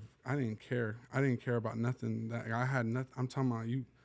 You know what I'm saying? I just went through the worst thing that I could possibly feel like I went through. What else you got for me? You know what I'm saying? Like I just made it. You know what I'm saying? So I developed that strength, that mental strength, and so I just took all that energy from the gym and bodybuilding, and I put it in my life, and then this is what happened. Yeah. I'm proud of you, my boy. I try. You know what I'm saying? I don't know if people tell you they proud of you, but shit, that's some shit to be proud of, bro. You know, your mom fucking and then tell you that shit. You know, any other guy fall into drugs, fucking. I just lost my mom, start drinking and shit. But you fucking went and got your truck, started getting ripped. You fucking, you know what I'm saying? You took a very negative part of your life and you took it into a positive, man. That's a fucking man. Positive, That's a man, bro. That's a fucking man. Yeah, I try to do that ultimately with everything else too. You know, because things ain't always perfect, but you know, I do what I do, and I just duck and weave. You know what I'm saying? Like life is gonna keep life. And then it was crazy. You know, I've never been a spiritual person, but ever since that happened, man, some weird stuff that you just sit there and you kind of sit there and, you know, you see something or something happens or a coincidence, you're like, kind of thinking to yourself, like, am I crazy? Like, you know what I'm saying? Like, that's some weird stuff. Dude, I've even had dreams where I just sit there and think about it. That situation happened to me too, bro. I don't even know how I could handle that, dude. She comes to me in my dreams sometimes. Dude, that's like when I'm with my girl, I'm tripping. Like 90% of your heart just faded gone, bro. It hits, bro. It hits. I wouldn't know what I'd do if my mom passed away, bro. I think I'd go berserk. Yeah, sometimes I think about it, bro. I just start bawling. Yeah, bro. me too. Like there's songs when I'm drinking, and like a sad song comes on about someone losing their dad. I'd be like, damn, I don't lost my dad, but if I ever did, my dad or my mom. Fuck, it'll be. I don't know what I do, but it's your story is real motivational, man. You took a negative and turned it into a positive. I fuck with that shit. I never asked you about that. I didn't know that about your life. When we talk, we just catch up on the crazy coincidences about me buying my truck. Cause I was like searching. You know, I'm trying to look for this truck.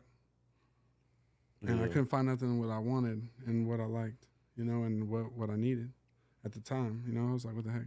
Yeah. And the one dealership I found my truck at was across from the hospital she died in. It was the Beckham and Madison. It was that. And then it was the only truck on the lot out of the other Rams that had what I needed. But not only that, it was blue. My mom's favorite color is blue. Damn, dude. So I'm over here like, you know, am I really tripping? And I'm talking about I had everything I needed. It was ready to go, just ready for me. It's for you. It was made for you. And I got it. Like you know if it was made for you. It was made for me. You know what I'm saying? And I'm like, you know, I never planned on getting a blue truck. And so when it just came down. But what, you blood or something? You don't like a blue truck or what? No, I'm playing. Well, it never occurred to me that much. It just, you know, it wasn't planned, but it just happened to be like that. You know, and yeah, that's a nice blue though. Like a midnight blue or what kind of blue that is a nice blue. It's not like I think they call it Patriot blue or okay. Yeah, I fuck with that. Something like that. Yeah. But then that's when it occurred to me that since, you know, she was a part of my journey, when I made my LLC, I made the name and then I came up with a logo. And my mom loved elephants. Oh. So then I made the elephant, but I made it I made it a mean elephant, but for me. Yeah. You know what I'm saying? I seen it on the side. It looks meaner. Yeah, and so that's just how that came to play. Everything come together. Cause that's a nice tattoo that you got right there, man. Elephant for sure. Yeah, thanks. I like it. You know. Dedicated to your mom, then? Yeah, basically. Yeah. So it still has the company has my name, but the logo has to do with her. Yeah. And I mean, it worked out. You know what I'm saying? Like I don't know. Everything came to play. My truck's blue, the logo's gray and white. It just like it did come together. I mean, I feel like it looks good with the truck. You know, but yeah. How old are you, man? I'm 26. 26? What would you tell to your younger self as if you were like maybe 20 years old? 20-year-old, stop being a dumbass. You know what I'm saying? Stop playing around. You know what I'm saying? Because the time is now. It's not later. People are always saying, I got tomorrow. I got time. You don't got time. Time, I feel like every time I get older, it's like it's going faster and faster and faster. And then you get to a point where most of my, and I'm not saying this in an arrogant way, most people mistake arrogance, you know, confidence as arrogance. No, I'm just confident in what I do or what really happens. I'm just telling the truth. The most, you know, regardless, you're going to have hate. You're going to have people that don't like you for no reason, just for you being you. Mm-hmm. It doesn't matter. Just because they, you know, are miserable or they didn't do something, their anger and hate towards you is a reflection of what they didn't do or what they're regretting, and so they take it out on you. Yep. But mainly it's older people. You know, me being young in this industry, older people think they know more. They got to know more. They're the OG. Who got to be top dog? Who's got to be above? Who got to have the best this? You know, I was doing this before anybody, so I know more than you. But that's not always the case. You know what I'm saying? And that doesn't mean age defines your potential to what you can do or what knowledge. You know, people limit that as by this age, somebody could only have this, or by this age, somebody can only do that. No, that's not. You know, they have an old way of thinking. So most of my haters are like 40, late 30s, 50 years old. And they were the ones Cadillacing, you know, playing around, getting drunk in bars and whatever they were doing. I don't know. With the wrong priorities, and now they're 40, 50 years old, and they're mad at you for being 26 because they feel entitled because they have more experience or life experience, or they feel like they deserve it when they didn't do none of the work to get there. So it doesn't even matter about it. It's just about the work that you put in. The effort is what you get back. Where do you usually get your haters from? Are you talking about family members, or are you talking about it can range from family members, friends, random people, people in the industry. Yeah, man, because name drop them who they is, all bro. I'm saying is you get to the point where you know you don't look for problems and you don't say nothing. Yeah, but your presence alone shakes the room. You know what I'm saying? Like your presence alone makes somebody upset or feel intimidated. I know what you mean, man. They feel like they need to tell you something you didn't ask for. You weren't competing. There wasn't even a competition the whole time you've been jogging. And they come up sprinting to you, right? And they're trying to compete with you. They're trying to compare. Oh, I got this. I got that. They feel like they got to show something because they got to feel like a man because you make them feel inferior. You know, just you ain't even doing that. You ain't saying nothing. Just your representation, what you have, what you're doing, just you pulling up. You feel the energy, bro. I feel the energy, right? Yeah, somebody try to put you down, right? And then they down you, but at the end of the day, your actions speak louder than words, and so you just keep doing what you're doing, and that's what people get mad about. They were wrong about their opinion. They were wrong. Everything's a face card. How somebody looks is based on what they can do or what they knowledge, or they just think they know everything, right? Yeah. You know, just based on looking at you, they think that you couldn't possibly know what you know, or you can, you know, you're just stupid. You have this, but you can't have that. You have this, but you can't have that. There's always gonna be haters. You know, bro. it just comes with the title. You know what I'm saying?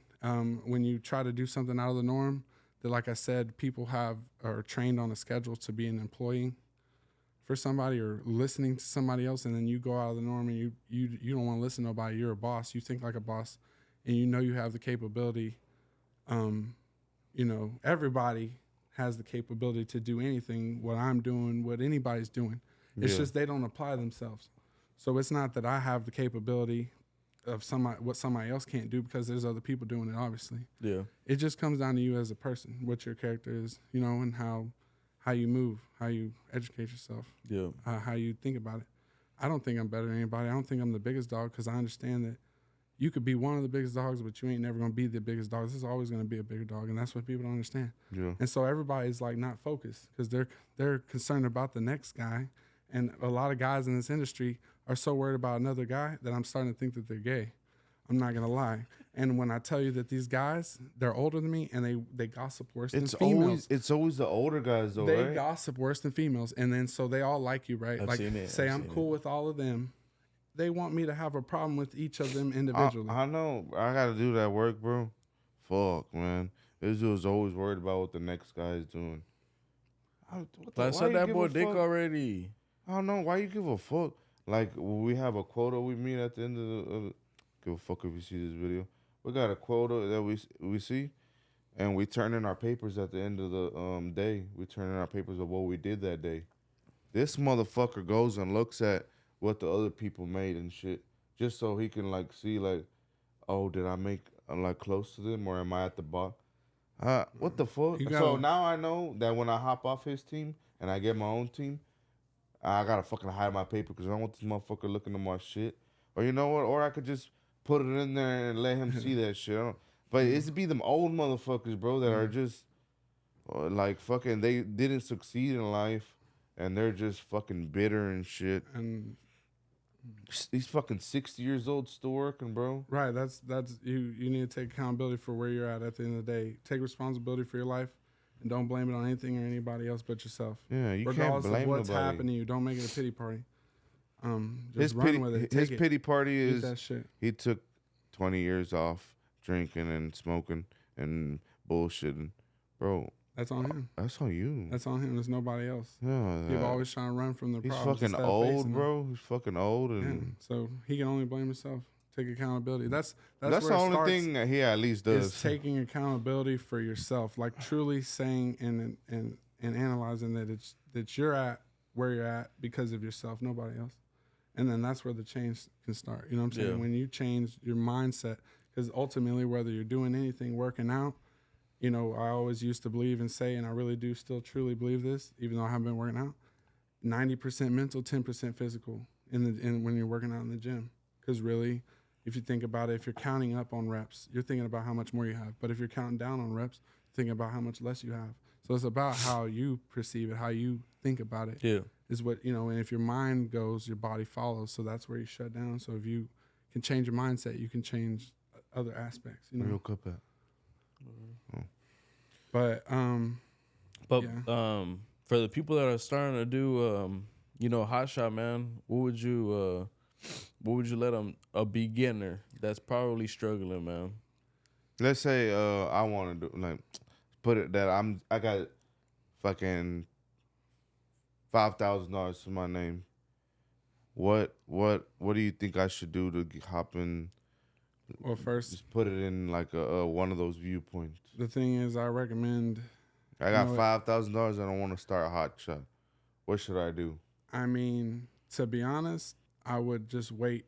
If you had $5,000, I would save at least 15 to 20, just so you have some leeway. And then with you don't recommend working for somebody first and getting my. I mean, I do. Wet? It's a stepping stone, really. You know what I'm saying? Because at the end of the day, everything you're doing is like preparing for war, right?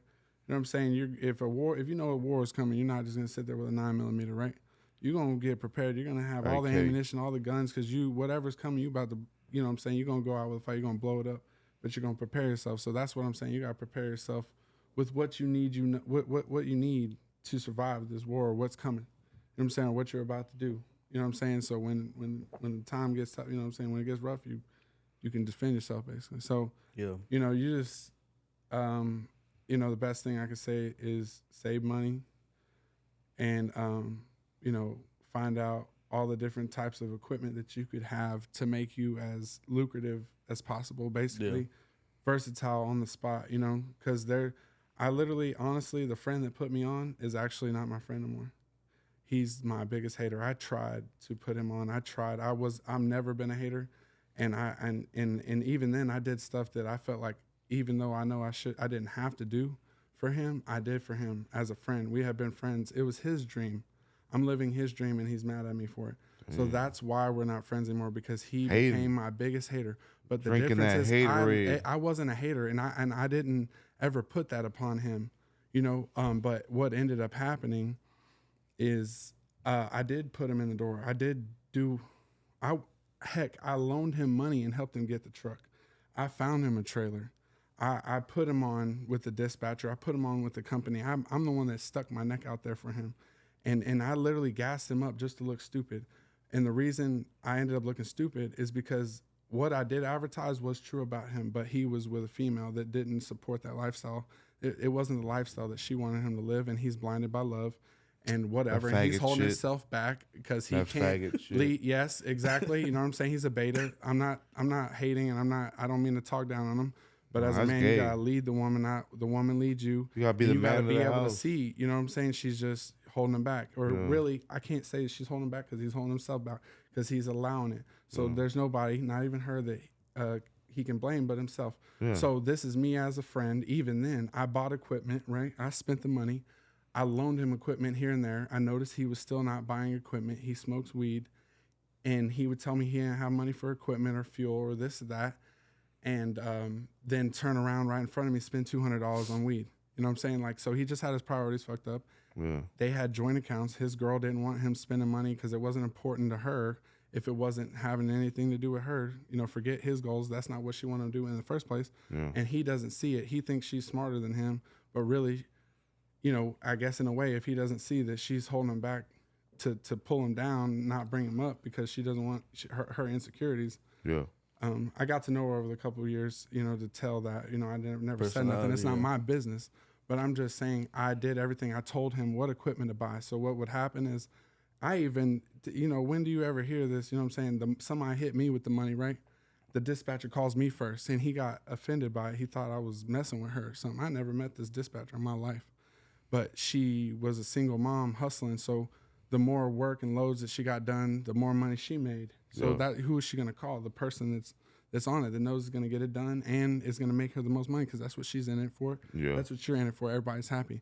He was the type, like, I don't know, like scared, or like, oh, he had to go do something with his girl and her parents. I don't know, something that's just putting excuses up. Seriously, like, just not important, basically. I mean, I'm not saying it's not important, but I'm just saying he didn't want it. You know what I'm saying? He didn't really want it. You know what I'm saying? He wants the title, he wants the look, but he doesn't want the work. Yeah. So he's looking for excuses to do the bare minimum. And I'm over here not looking for any excuses, doing the maximum. And even if I didn't have equipment, say I was on the road, I was finding a way to get it. I was going to buy it. And so that's what this is about. It's just about availability, experience, hard work, getting it done the right way. And that's with anything. It's just basic knowledge. And he didn't do that. So now he's mad that I'm still going, and I saw it through, because before it turned to hate and we weren't friends anymore, he was telling me how good I was at what I did. And he put me on with the expectation that I wouldn't be better or surpass him or have the capability to. He just thought he was going to be that guy or look that part. And then our mutual friends started hitting me up to move stuff or putting me on, and respected me in a different way, that the same respect they had for him. Yeah. It just transferred to me, but it wasn't my fault. I'm sitting here just doing what I'm doing. Yeah. And he's mad, and then he's talking down on me and trying to, whatever. But at the end of the day, I've outgrew that. At the end of the day, fuck him. Fuck him. You know what I'm saying? Because at the end of the day, that's exactly what you got to learn how to do. Back him. Is have a bunch of fuck yous to anybody and everybody. You don't need to kiss ass to make anybody happy, to live life how anybody else wants you to live it, other than how you want to fucking live it. Because at the end of the day, it's your fucking life. Why the fuck am I going to sit here and live for somebody else? You know what I'm saying? Like, I'm not saying that. You tried, though, bro. You tried. But I'm just saying, at the end of the day, far. That's even a little far. I wouldn't even. I'm just saying. Fuck him. I mean, I'm not tripping about it, because I've literally had developed at this point that anybody that's not serving my energy, as in, I'm not saying I expect anything from you, and I don't want anything from you. I just want, you to be genuine. You know what I'm saying? What anybody else wants. I just want something real. I don't want you. I don't need anything. I'm not. I don't have. I'm not judgmental. I don't. Last time we talked, you were telling me your situation with that shit that you did with your homeboy, and you helped him and shit. I wouldn't even have done that, bro. And that speaks more of you, though. How you at least try to help somebody, bro. I literally, because I was gonna do something else with the money, actually, that was gonna up my situation. And I sat there and I was like, no, you know what I'm saying? Like, yeah. I thought about it. Like, that's my friend. We've been friends since 18. Yeah. And I don't want to get to the point to where I'm so concerned and greedy over this money that I'm forgetting what really matters. You know what I'm saying? So I don't want to let it consume me. But also, a long time ago, he did put me in the door, and I did, if anything, give him over credit. I did gas him up and give him more credit than he should have, because at the end of the day, he showed me where the water was, but I taught myself how to drink the water. He didn't do the work for me. I taught myself how to do it. I put myself in those situations. I put the work in when I was tired. I put the work in when I wasn't tired, when it mattered the most, and he didn't. He always found an excuse to do things the minimum, the easy way out. He takes the easy way out. He quits. He doesn't see anything through, and that's not my fault as a man. And I did my part as a friend. Look, he called me a fake friend, bro. Listen, believe it or not, like I said, I do my own maintenance, right? Yeah. So when later on, probably actually just a year ago, he came to me, and he showed up, because we hadn't hung out for a little bit, some months. Yeah. His truck, he wasn't Hotshot no more. He was working a regular job, but his truck, his tires are bald. He couldn't afford tires on it or alignment. I'm like, dude, you're beating this truck. Like, you're not taking care of the truck. I said, why isn't your girl helping you or something? Like, that's your truck. At the end of the day, if that thing breaks, you're still gonna be paying for it. Or doing this. Like, why aren't you taking care of it? Like, dude, like, you know what I'm saying? And out of my own whatever, I literally gave him the spare out on the bottom of my truck, a brand new tire, just so he could have a truck to make it, to be able to afford an alignment and get more tires. this and that, and then so when he started, instead of working the truck himself, he put a driver in it that had loads and work that he didn't. One of his friends that he met. And so that dude was like, I'll pay you $500 a load, every load I get that you let me use your truck. So he took that easy way out. Oh, I can sit here at home and not whatever. Well, that dude burnt the brakes off that truck. Damn. And so what ended up happening is the thing is with expenses in trucking, it's better. It's cheaper to maintenance the truck than to fix the truck, obviously. You want to be ahead of it. You want to do preventative maintenance, right? So he didn't do that. He just waited until it'd be the most expensive. Well, long story short, me as a friend, I replaced the brakes. I replaced his brake pads, his rotors, his calipers for free. And I wait, yes, no, I do all the work myself on my truck. That's how I save money. While you were doing yes, he was there. Oh, okay. He did. He came to me to do it, and I, as a friend, I was like, I will do it, and I have all the tools, and he doesn't. But I've always had all the tools because I prepare myself, like I said, for any situation in this. For me to be able to, because I do all the maintenance on my truck myself, and I know how to do it. I don't claim to be a mechanic, and I don't advertise to be a mechanic. Yeah. But I do what I need to do when I need to do it. And same. I don't got a big head for no reason. But one thing the haters gonna hate, and I don't know if you noticed this earlier, the thing, I'm not against weed, bro. I love the smell of weed. I love weed. But weed smokers, bro, they're comfortable where they're at, bro. You told me he smokes weed. Yeah. I feel like they don't have that ambition to. Some do, but there's barely much of those. The percentage is low. The percentage is low. If you're smoking weed, bro, you're not progressing. You're not progressing to look. You're not trying to succeed in life. You're not trying to. You're just okay where you're at. Right. Like this fucking blunt, fucking chill, play video games, fucking. Right. Like you said, he saw the opportunity to someone drive his truck and he get $500 from it.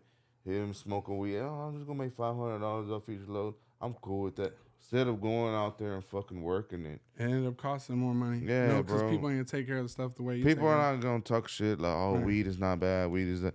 But shit, But some people it is. I've seen some people get high and get to work and fucking. Right. But I've seen some people smoke. When I was smoking weed, they go down. when I smoked weed, I was fucking lazy, bro. That's why I stopped. Yeah. I'll smoke. I ain't trying to work. I'm trying to sit on the couch, eat, watch fucking shit.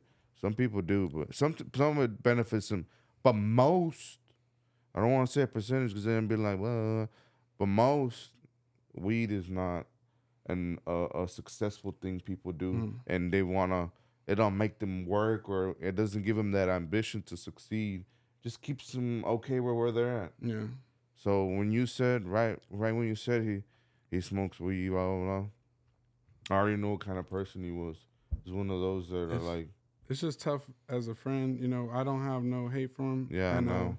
Even though we're not friends anymore, and the way things went, I ain't got no hate for him. You but tried at your the best, same bro. thing, you know what I'm saying? I'm It's just at his that loss. point. It's his loss. He I lost was a a good real friend. dude. He lost a called real me. homeboy. He called me a fake friend, bro. I saved him money on those parts. I saved him $450, $500 in labor and parts on that stuff. Just getting him the parts and doing the labor.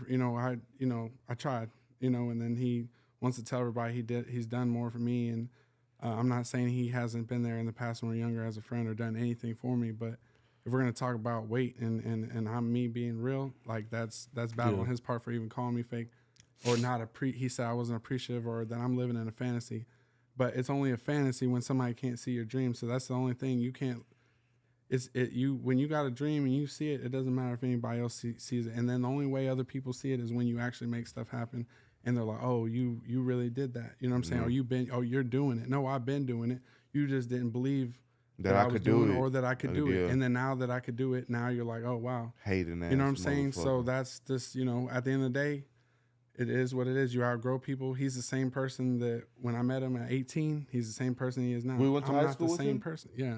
And I don't want to say. I don't want to disclose. Name you know what I'm saying? Because at the same time, it ain't that serious. I ain't gonna put nobody on blast. And I got respect for him as a man still, regardless of what happened. Man, fuck that respect. Fuck him. I'm just saying as a man, you gotta. No, I'm just saying like forgiveness. You know what I'm saying? To be I guess true, you forgive to him really for what he to did. just forgive, never forget, and let go. You know what I'm saying? You move on. It's life. You know what I'm saying? You can't hold on to because if you hold on to, you let it consume you. You let it live there basically. And I'm not going to let it live there. I'd rather just forgive and forget regardless of the circumstances. I ain't got nothing to prove. I don't got nothing to bash him. I ain't got nothing to show them. I know I'm a man. I know what I got. I know what I've done. And that's all I need to do. I don't need to prove to him his loss. You know what I'm saying? It's about your understanding. At the end of the day, your understanding matters. What you understand is what comes first, not what anybody else understands. And so when you go with that approach, then nothing, like I said, nobody can tell you nothing. Nobody can take nothing from you. It doesn't matter. What's the last thing you want to tell for the viewers that are watching this podcast, man? What's the last thing you want to tell a person to be motivated to go ahead and do the Hotshot delivery, man? Well, I don't think it's just based on Hotshot, but I feel like it's based on anything that life, whatever you want to do, you go for it, and you really believe that. It doesn't matter if somebody believes in you. You gotta believe in yourself. And you just got to go at it, and you got to accept that whatever's on the other side, it doesn't matter if it's good or positive, that you're going to keep going with that belief. You're not going to let it change your mentality, your mindset. You're still going to have that ambition to go get it. You're going to grab it. You're going to make it happen because that's what you want to do. And, you know, like you try and try again, and the only way you can learn to how to succeed is to learn from your failures, basically. So you learn from your mistakes. Yeah. If you never make those mistakes, then you ain't going to never learn how to succeed. So you just got to do it. You know, and that's the only way you're gonna know. There's nothing that nobody can tell you. Yeah. You know, only people can tell you a certain amount of things. And the only thing I can say is, if you got somebody, don't listen to nobody. Whatever you want, say, like, you know, with credibility. Don't listen to somebody that ain't been there or had it or done it or know how to get there. If a motherfucker don't got what you want, then don't listen to them. Because, like I said, people be talking all the time like they know everything and they don't. Because they want to know everything, but they don't. They try to give you the best advice, but they don't really know what they're talking about. You know, so I'm not, you know. Just go at it, man. Keep it pushing. Don't listen to nobody. Don't let nobody stop you. Fuck a hater. You're your own. You're at war with yourself. You're your own enemy. You're the only thing stopping you yourself. Is yourself. It's nobody else. So you gotta be unstoppable. Mm-hmm. You can't let yourself stop. You could put excuses, this and that, but motherfuckers done been through worse shit than that shit, you know? Can't fucking put no excuses on. Nothing worth doing is easy. You know what I'm saying? What's the last thing you want to tell the viewers, man? Oh, shit. I'm already a little gone off to kill you. He's slumped, boy. Yeah. No boy slumped. Fuck a hater. Chill, bro. I appreciate my boy Kobe coming on. I think this is probably the longest episode we've done. And I remember you from high school. Man, it's crazy, bro. Life. I remember you fucking breakdancing and shit, bro. Man, you ain't catching my big ass doing nothing like that. Bro. I'm breaking something, but it ain't dancing. You know what I'm saying? Hey, bro. You imagine seeing a big ass fucking skyscraper dude. He's the fucking center of the whole attention. You're only watching him. You see all the other motherfuckers breakdancing. You see big fucking Statue of Liberty over here. Fucking breakdancing. You're just watching him. That boy was thrown. Yeah, he did. I don't know if he knew that shit, but to be honest, I feel normal. But I woke up like this. This is not. Yeah, you know what I'm saying? No, but I'm saying I don't know if you knew that you were kind of center of attention when you were dancing and shit. That's always. That's the thing. It's a curse being 7. That's at least me. I wasn't worried about the little motherfuckers. He didn't care what people thought about him for a long time. Since high school. Exactly. I cared about what people thought about me. You probably cared about what people thought about you. Fuck, I did, bro, but at the end of the day, a day's gonna come, you don't give a fuck. But he had it in for a long time. You just gotta live for yourself, man. Do what makes you happy and don't let it don't matter what people think. I wouldn't go up there and start breakdancing. You know? Man, I mean, I don't know what I was thinking back then. Kobe. You know, I don't have the same mindset to want to whatever, but you know, at that time it was something of interest. Yeah. You know, we all change and we all develop. And that's the thing is most people develop or change. You know, but the older you get, you know, the way you thought then is not the way that you're gonna think now. You know what I'm saying? Because your life experience is what molds you and your character. Yeah. You know what I'm saying? And I just feel like that's what makes you how you deal with stuff. How you get through is what makes you. You know what I'm saying? So if you would have never went through any of that or done any of that, you know, you wouldn't be who you are today. That's all. That's all we got for tonight. At least all right, for me. guys. That was a lot of good information right there. Knowing about information about Hotshot truck drivers and also CDL truck drivers. If you guys want to reach out and get more information, hit me up. You could DM me. You could send me an email. I can get in contact with Kobe right here, with Frank, to get you guys more information. But where can we find y'all guys on social media, man? What's your Instagram page, Kobe. My Instagram is I'm Big Kobe. Big Kobe. What's your Instagram, Frank _529. I just show you how to get a CDL. It's simple. You want information on how to do Hotshot, you get at my butt Kobe. It's two different industries, but the same shit. Transporting or working construction, doing CDL. We ain't here to make money, so hit us up. Whatever needs you need. You want to do a Hotshot, get with him. You want to get your CDL, get with me, or you could get with him because he has a CDL too. It don't matter. That's all we got for tonight. Y'all guys know that transportation is never going to die. We need transportation in the U.S. But that's it for this episode, guys. Thank y'all for watching. Make sure to like, comment, and subscribe. Y'all hit me up. Peace out. That boy pissing himself. He walked out like...